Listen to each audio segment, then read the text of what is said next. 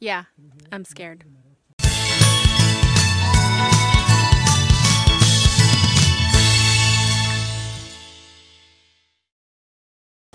Trusses are here. For about 6 weeks we've been saying trusses are coming, and we've been ready for them for a while, and they're finally here. I've been very nervous about getting the truck in here, turned around, unloaded, and back out. But they said they're sending a short truck. We'll see what that looks like. I don't know how you can put 32-foot trusses on a short truck.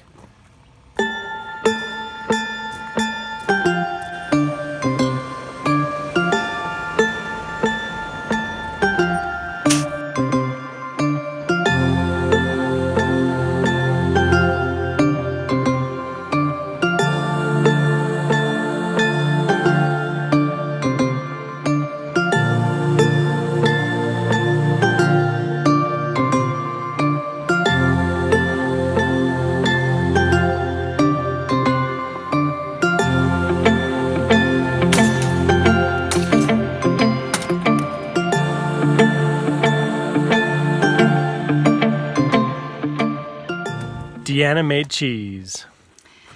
So I don't remember, I have to look, but I may have videoed it. I'm not 100% sure. But we had it sitting. I don't really have a cheese cave or anything, but I had it sitting just on our counter in our kitchen, which gets pretty warm, didn't stay cool. It's really dried out. I did what's called a bandage method. So I dipped the cheesecloth in butter, and then I laid it, wrapped the cheese. So I've cut it in half, cut some slices, and we're gonna taste it. Are you nervous? No, I think it's gonna be amazing. I'm gonna taste it. I have some crackers, but so how would you describe this? What type of cheese? It's supposed to be kind of like a cheddar cheese. Like a cheddar? Yeah. It smells good. It smells good.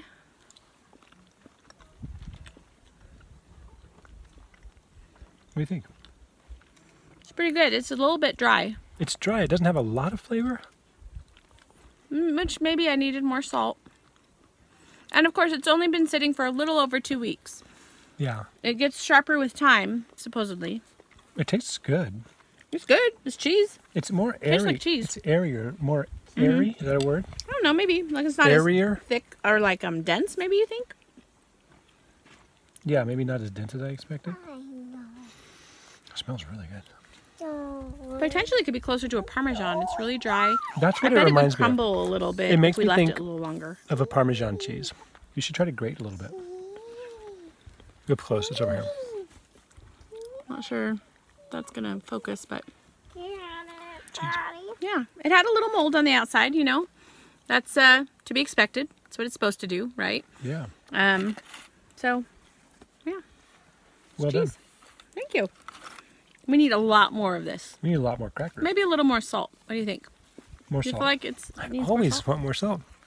Maybe that's just I'm just an American. I like everything over salted. Maybe, but it's gonna take practice. But yeah.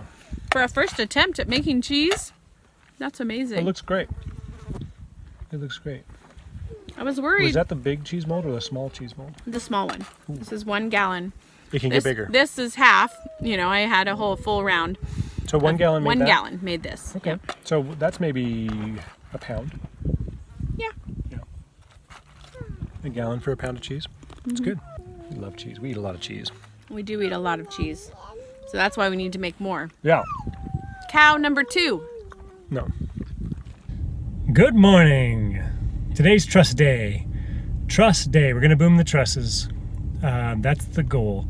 By bedtime, I'd like to have 11 trusses on the pole barn and have them braced so that they can stand overnight and return the equipment. So I'm on the way to Coeur d'Alene. I'm stuck in traffic of all things. It's a 2-lane highway through the mountains. I've never even slowed down on it before, and I've been backed up here for about maybe 30 minutes.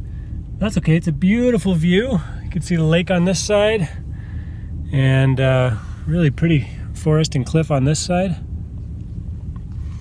and it's in the shade. So if you're going to be stuck in traffic, I guess this is about the best you could hope for. Pretty excited about getting the pole barn framing finished in the next couple of days, and we're going to use this lift. I'm a little bit nervous about it, but we're going to use a lift that's designed for moving material into like second and third story windows to get the trusses boomed high enough. So we haven't done it before. We're going to try to be as safe as we possibly can and go slow and communicate clearly, and it should go fine. Cars are starting to go by, so I think the lane's opening up. Let's just see how far we get this day.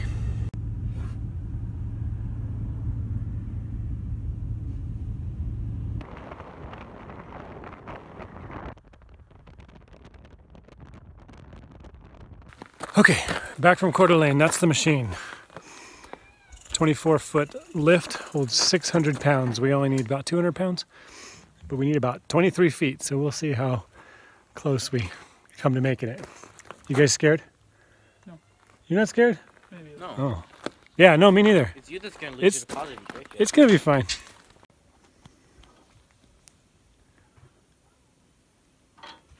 It's pretty high. It should be 24 feet. Think that'll do it? Should do it. We only need 13 plus 8. Yeah. It's 21. 3-foot rope. That'll be good.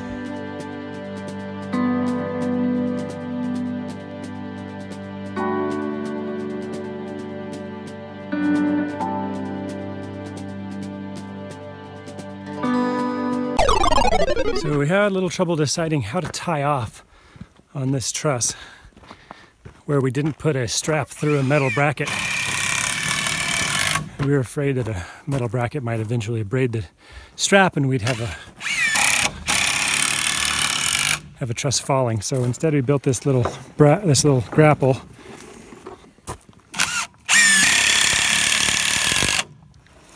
And it's going to go in there on each truss like this. And that's where we're going to pull off. Right there. Give a good tug on that, Gabe.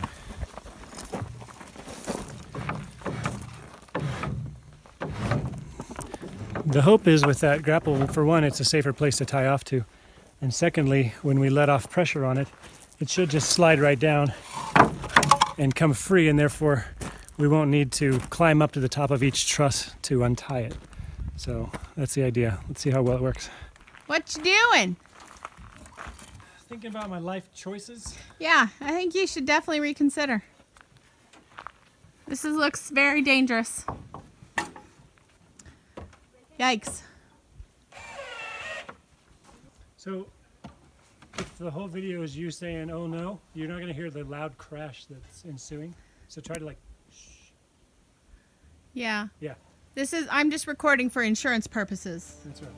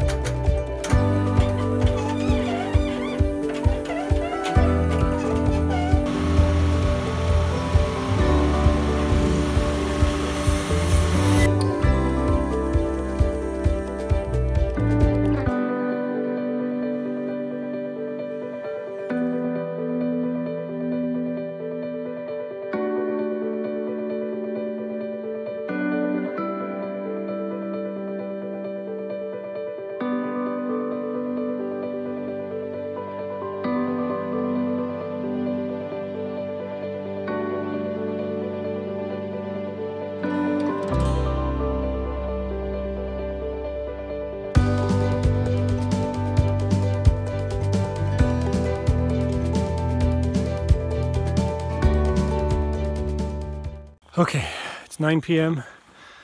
We got 5 trusses up, so that's not great.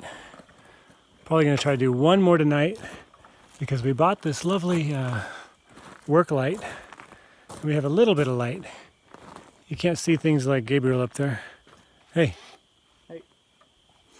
but we can see most of what we need to see. These guys don't know it yet, but I'm going to try to push them to do all of them before we go to bed. 6 more. 6 more!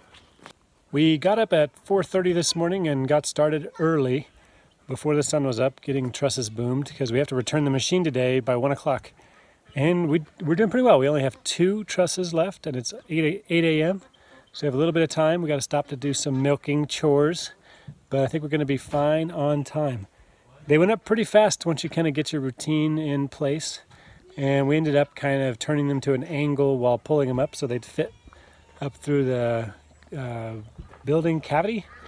And yeah, it's looking pretty good. Okay, the last truss is up. And this system worked way better than I thought it was going to. We built that little grapple and it comes out by itself. Come on down.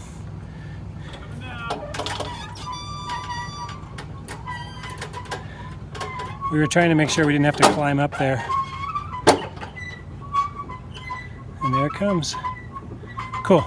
So, I don't know, that was maybe about 8 hours worth of work. Okay, clear all the way down. Total. Maybe 9. But we're done. Let's get that back in the truck and back to Coeur d'Alene. Well, this is how it always is. Oops, let me turn this off for you. There, is that better? This is how it always is. You have an hour and a half before you have to return a tool. You're going to use up exactly an hour and a half. So I got to get to Coeur d'Alene and get this thing turned in. I probably have 20 minutes to spare before they charge me for an extra day.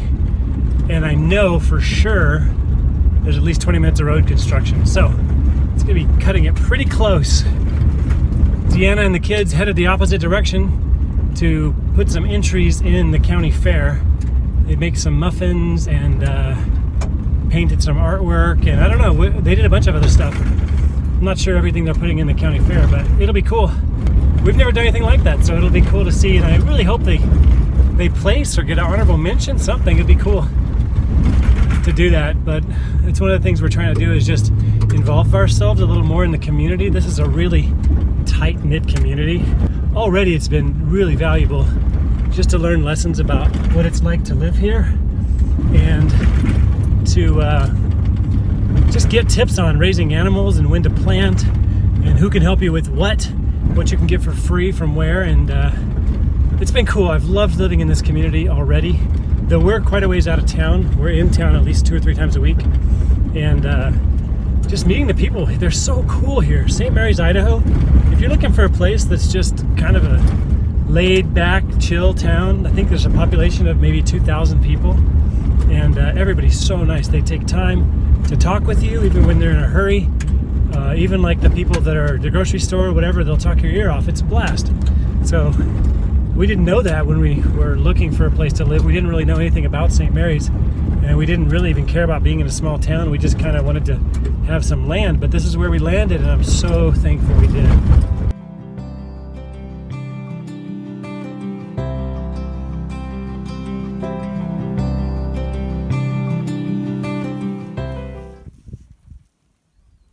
Subscribe. Subscribe.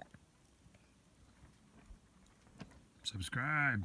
Subscribe. Subscribe. Push the bell. Push the bell. Subscribe.